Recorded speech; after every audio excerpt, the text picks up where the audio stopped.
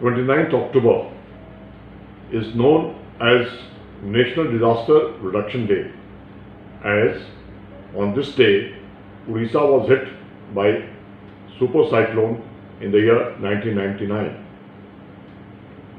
For this year, the chosen theme is Disaster Risk Governance. Disaster risk reduction represents a shift in the paradigm of disaster management from response to recovery to prevention and preparedness. Let's explore the challenging nature of contemporary endeavors in disaster risk governance, which are intrinsically linked to the state functions. Under this agenda, a reduced role for the state has emerged and an opening of the governing arena to a wider multitude of non-state actors. We need to understand three dimensions to the changing distribution of influence and responsibility in the disaster risk governance.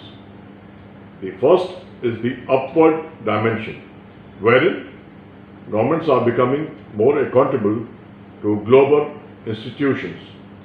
Second, the outward or mainstreaming the agenda of disaster risk reduction requires sectors to integrate disaster and development into their activities to develop better prevention and preparedness.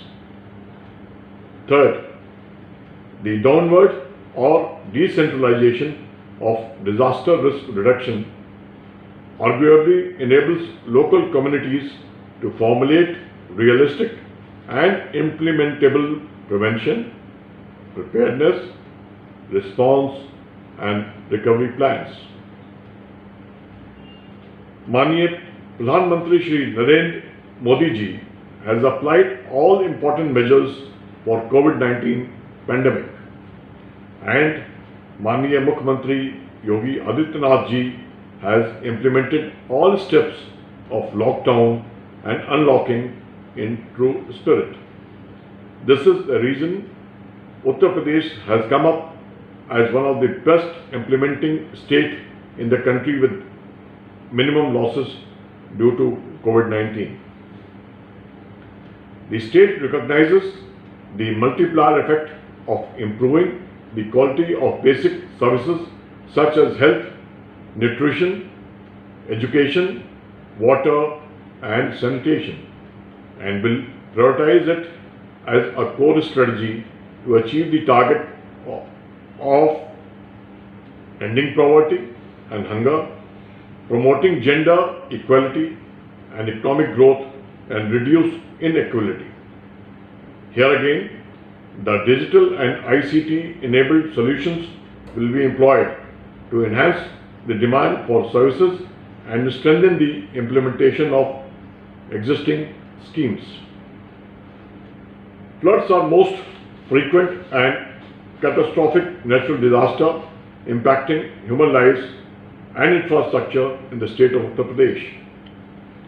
Out of 240 lakh hectare geographical area of the state, 73 lakh hectare is flood prone. On an average, 27 lakh hectare is affected annually, with an estimated loss to crops and houses and livestock to the tune of 432 crores annually. Pollution is by far the most rapidly growing problem of the modern technological society. It is no longer feasible to ignore the alarming nature of India's environmental conditions. Most of the available water in South Asia is polluted. During the last decade, there has been five-fold increase in the incidence of blood cancer and lymph node cancer. Nearly 53% of India's total land area is subject to serious environmental degradation. Deforestation, siltation, water, air and noise pollution in sanitation, all these are posing a serious threat not only to the quality of life in India, but also to basic survival. There are many diseases which are transmitted through water.